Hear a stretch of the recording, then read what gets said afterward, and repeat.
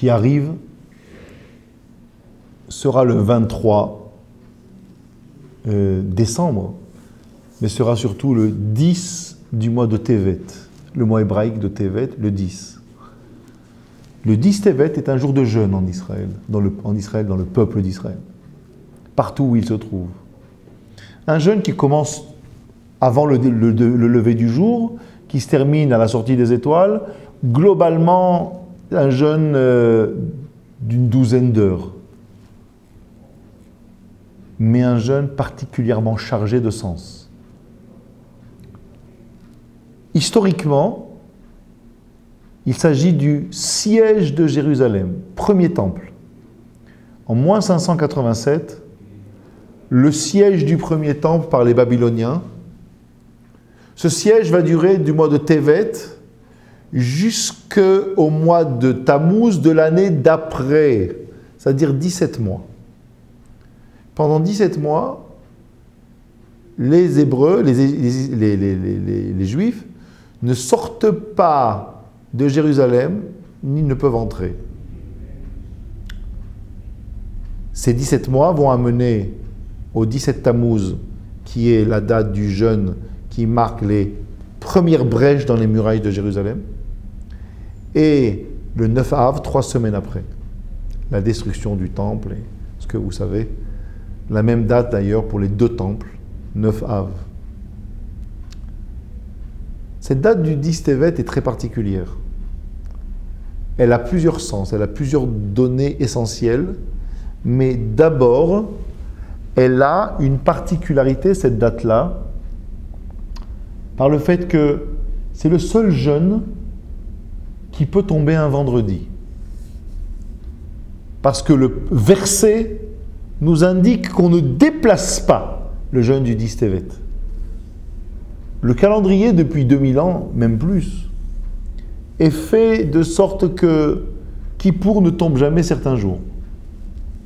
Et si jamais il devait tomber, alors on va organiser le calendrier pour que ça ne tombe pas. Kippour ne tombe jamais ni vendredi ni dimanche.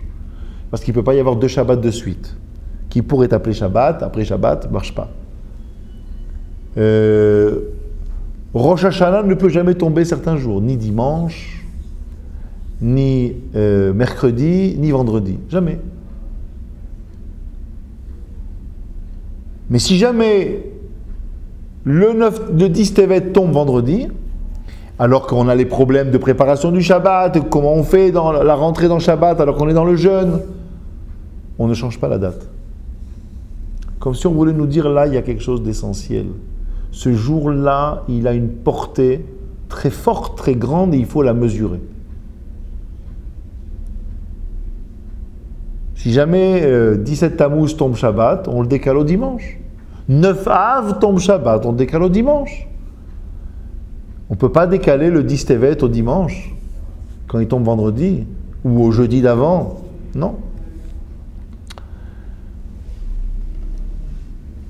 Deuxième point important dans cette date-là, c'est que depuis la naissance de l'État d'Israël, il lui a été ajouté un autre sens. Il s'appelle ce jour le Yom HaKadish HaKlali, c'est-à-dire le jour du Kaddish général. Qu'est-ce que l'on nous dit ici? Eh bien, ceux qui ont eu la douleur de perdre des êtres chers dans la Shoah, mais qui ne savent pas quand ils sont morts, qui ne savent pas où ils ont été enterrés, tout simplement parce qu'ils n'ont pas été enterrés, ils n'ont pas un endroit pour se recueillir. Ces gens-là auront une date pour faire le Kaddish qu'ils se doivent de faire pour leurs êtres, leurs disparus. C'est le jour du 10 Tevet. 10 Tevet, dimanche, ce dimanche, est un jour d'une grande portée historique, et nous allons l'expliquer, mais c'est aussi un jour de souvenir pour tous ceux qui ont perdu des êtres chers, et tout le peuple juif est en communion avec cela.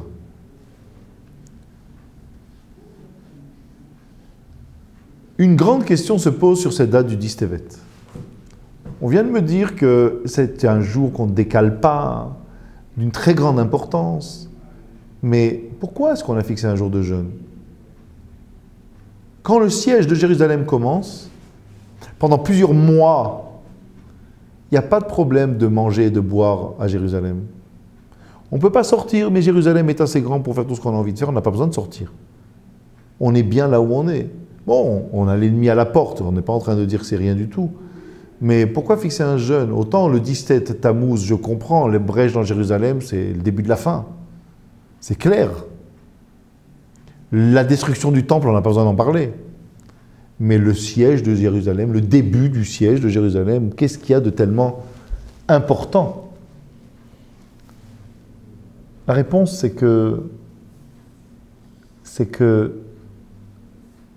le siège de Jérusalem, c'est pas le début du siège, c'est pas le début de la catastrophe. On est déjà bien enclenché dans la catastrophe. Parce que le prophète Jérémie, qui a vécu cette époque-là, qui va écrire les fameuses lamentations, le livre de Echa qu'on lit le jour de Tisha B'Av, avertit le peuple, leur dit plusieurs fois, de toutes sortes de façons, mais cessez de faire autant de fautes vis-à-vis de Dieu, les fautes capitales que nous connaissons, le meurtre, l'idolâtrie, la débauche sexuelle, mais arrêtez, revenez à Dieu. Le peuple ne comprend pas.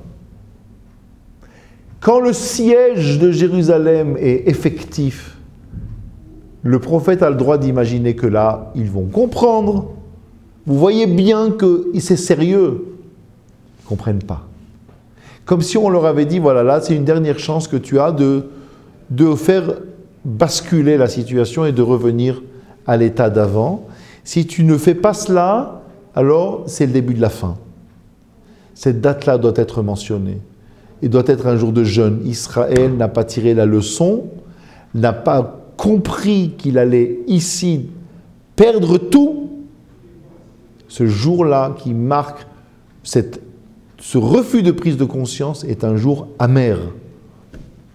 Un peu comme une personne qui, après beaucoup d'années de joie, de bonheur, avec sa femme, pour des raisons certainement importantes, décide un jour de se séparer, ou elle décide un jour de se séparer, et on se retrouve un beau jour divorcé. Et à ce moment-là, quand on n'est plus dans la tension et le stress de cette situation difficile, on commence à se poser les vraies questions. Mais comment on en est arrivé là? Et là, souvent, on cherche le déclenchement. On cherche, mais tout allait bien, qu'est-ce qui s'est passé? Et on va arriver à ce moment-là où il est arrivé tel événement, telle situation délicate, et on réalise qu'à ce moment-là précis, on pouvait tout arranger, on pouvait sauver une situation, ou bien, chasvé shalom, malheureusement le contraire. Et là, on comprend qu'on a, à un moment précis, mal agi, mal joué, mal répondu, mal géré une situation. Et depuis ce moment-là, tout a dégénéré. Eh bien, c'est cela, le Distevet, au niveau national. On n'a pas tiré la leçon et tout s'est déclenché pour arriver à la catastrophe maximale. Pas seulement le siège, mais la perte de Jérusalem. Pourquoi? Parce qu'on n'a pas compris la leçon. On n'a pas compris que le Créateur ne jouait pas, que le prophète n'était pas en train de jouer un rôle de celui qui empêche les gens de faire ce qu'ils veulent et d'être heureux, mais il était en train de leur dire qu'il y avait des enjeux qu'ils ne maîtrisaient pas, qu'ils ne mesuraient pas, qu'ils allaient le payer cher. Eh bien, c'est cela.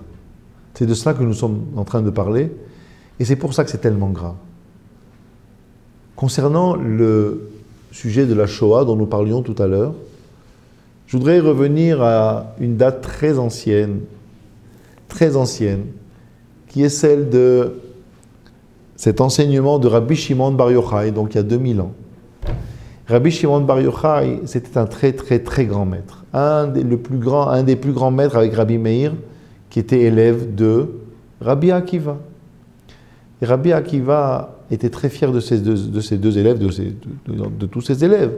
Mais Rabbi Shimon avait quelque chose de particulier, c'est que il tenait toujours à donner du sens à ce qu'il transmettait. On dit Ayadoresh Ta'ama Dekra, c'est-à-dire que ce qu'il explique, ce qu'il transmettait, ce qu'il disait, il l'expliquait. Et c'était important qu'on comprenne la raison des choses. Et voilà que ce même Rabbi Shimon Bar Yochai va dans un texte qui s'appelle le Sifri, va dire cette phrase très connue, mais qui est énigmatique. Il dit Halacha beyadua chez Esav sonné le Yaakov. Il est bien connu que Esav a de la haine pour Yaakov. Et là, on essaie de comprendre, mais tu peux un peu développer, tu peux nous expliquer. Tu dis halacha, c'est une loi que Esav a de la haine pour Yaakov. Une loi, mais qu'est-ce que... Mais ça veut dire on ne peut pas la discuter. La loi, on cherche à savoir si c'est permis ou interdit. On ne pose pas des questions, oui, j'ai pas envie. La loi, elle doit être respectée. Elle s'impose. Mais on ne te connaît pas, Rabbi Shimon, sous cet angle-là tellement dur, tellement sévère, et surtout qui refuse d'expliquer. L'histoire a montré que Rabbi Shimon avait raison. Selon les générations, la haine de Esav, du monde occidental pour Yaakov, pour Israël, s'est exprimée de 1001 façons. Mais justement, quand on a de la haine pour quelqu'un, on a une raison. Pour telle raison, il est comme ça, ou ce peuple, ils sont tous comme ça, bon, il y a un problème.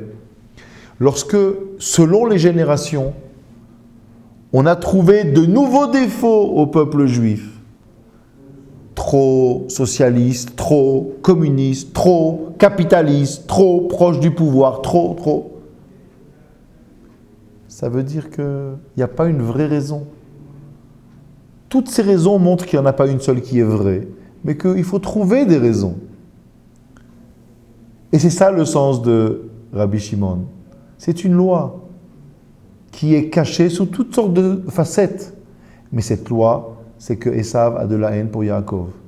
Même si je ne sais pas pourquoi. Il a de la haine et elle s'exprimera toujours. Et on pourrait dire, dans un sens qui mériterait du temps pour être expliqué, mais juste la formule. Parce que nous y reviendrons avec Shemot, avec les parachiotes de la sortie d'Égypte. Peut-être que s'il n'y avait pas la haine de Esav pour Yaakov, depuis longtemps nous aurions disparu. Parce que nous, on ne comprend pas pourquoi Esav a autant de haine pour nous. Mais il y a autre chose qu'on ne comprend pas. C'est pourquoi le peuple juif a tellement besoin de faire comme les autres, d'être reconnu comme un peuple parmi les autres. Refuse avec autant de hargne d'être particularisé, singularisé. Ils refusent. Pas les maîtres de la Torah, les juifs en général. Ils ne veulent pas. Eh bien, l'un va avec l'autre. Si Esav appréciait cette attitude du peuple juif qui fait tellement d'efforts pour être comme tout le monde, mais depuis longtemps on aurait disparu. Et quelque part, le plus beau cadeau, mais nous y reviendrons, le plus beau cadeau que Dieu nous ait fait, c'est que quand on croit que tout est bien, que tout va bien, qu'enfin on est comme tout le monde, c'est-à-dire plus juif, on est tout, on est plus français que les Français, plus allemand et italien que les Allemands et les Italiens, on nous reconnaît, nous on est vraiment des Allemands vraiment très distingués. Mais parce que toute notre vie, on a fait que notre judaïté disparaisse au profit des plus exagérés d'une identité qui n'est pas complètement la nôtre, mais qu'il faut admettre au maximum vis-à-vis des autres et vis-à-vis de soi-même, parce que c'est ça notre bouée de sauvetage. Pense-t-il et pensait-il, et pense-t-il encore aujourd'hui. Donc, c'est très important ici de comprendre que peut-être, c'est même certainement cela, Le cadeau que Dieu nous a fait, c'est que à un moment, Esav ne peut plus supporter qu'on veuille tellement faire d'efforts pour être comme lui. Esav a fait du mal à Israël et le XXe siècle a été une étape nouvelle dans cette haine. Dans le livre de Echa, des Lamentations que nous lisons à Tisha B'Av, il y a un verset qu'on a mis presque 2500 ans à comprendre. Le prophète Jérémie dit au peuple juif Ki gadol kayam shivrech abat Yerushalayim. Toi, la fille de Jérusalem, ta cassure, ta brisure est énorme comme l'océan, comme la mer. Vous savez, quand on étudie la Torah, quand on étudie les textes, et il n'y a pas que l'aspect poétique des choses. S'il a comparé avec la mer, avec l'océan, il a quelque chose à nous dire, le prophète. La brisure, elle peut être énorme comme plein de choses. Pourquoi avoir choisi la mer? Et la réponse, on l'a eue malheureusement dans le XXe siècle. Quand il y a une guerre entre deux puissances qui se passe sur un continent, alors cette guerre laisse des traces. Elle laisse des traces. Un monument qui a été détruit, des traces des armes qui ont été abandonnées, des corps qu'on n'a pas enterrés, des restes de toutes sortes de choses. Il y a des traces de cette guerre, d'une extermination. Il y a des traces.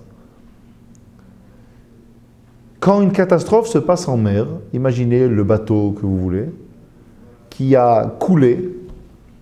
Le temps de la tempête, ce bateau est en train de couler et disparaître dans l'eau.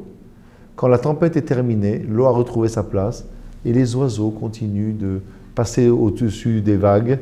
Et les vagues sont là, et le soleil brille, et il n'y a plus aucune trace de quoi que ce soit. Et le Rav Mirsky, qui est un des grands maîtres, fils de parents disparus dans la Shoah, nous dit qu'il y a une façon de faire mourir le peuple juif 2 fois. Tout au long de l'histoire, on l'a massacré, malheureusement. Comme dit le Rav Teichtel dans son livre Ema Banim Semecha, l'Europe est le plus grand cimetière juif de tous les temps. Mais il y a des traces du mal qu'on nous a fait. Quand on dit que la cassure est grande comme la mer, c'est comme si on nous disait on peut se comporter vis-à-vis des Juifs comme la mer se comporte vis-à-vis de ceux qu'elle engloutit, des bateaux qu'elle engloutit. C'est-à-dire, non seulement les détruire, ou vouloir les détruire, les massacrer, mais détruire toutes les traces du mal qu'on leur a fait. Il y aurait beaucoup à dire sur l'histoire récente, très récente, présente même, dans ce domaine-là, mais la Shoah, c'est cet événement qui a permis de comprendre cette notion-là. On a détruit plus de 6 millions de Juifs, mais en plus de ça, depuis plusieurs décennies, il y a des gens qui s'occupent de dire « mais c'est pas vrai tout ça, mais c'est faux ». Vous allez à Auschwitz aujourd'hui, s'il y a un endroit qui est complètement aseptisé, qui ne peut pas du tout vous donner une idée de ce qui s'est passé, c'est Auschwitz. Auschwitz, c'est un musée aujourd'hui. Vous avez des endroits où vous avez des lunettes et des dents et des cannes et des objets. Vous avez un autre endroit où vous avez des valises, d'autres endroits où vous avez des chaussures. Mais tout est propre, tout est nickel, tout est bien. On ne peut pas savoir qu'ici, on a tué 6 millions de personnes. Si vous allez à Birkenau, c'est autre chose. Parce que là, on a laissé les choses plus telles quelles. Mais les négationnistes ont fait ce travail de vouloir faire mourir les Juifs 2 fois.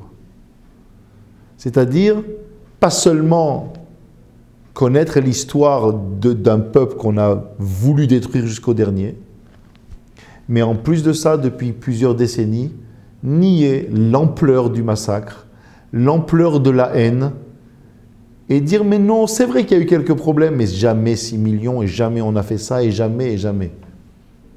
C'est ça le sens de ce verset qui gadol kayam. La catastrophe, elle est énorme parce qu'elle est elle est comparable à la mer qui efface toutes ses traces. Et ainsi, on comprend la comparaison qu'il peut y avoir, ou pourquoi les maîtres ont voulu ajouter au 10 Tevet, aux jeunes du 10 Tevet, la Shoah, et particulièrement les disparus qui n'ont pas laissé de traces, malheureusement, et pour lesquels nous devons, pour eux aussi, de faire le Kaddish. Bonne fin de semaine et bon jeûne à chacun d'entre nous. Au revoir.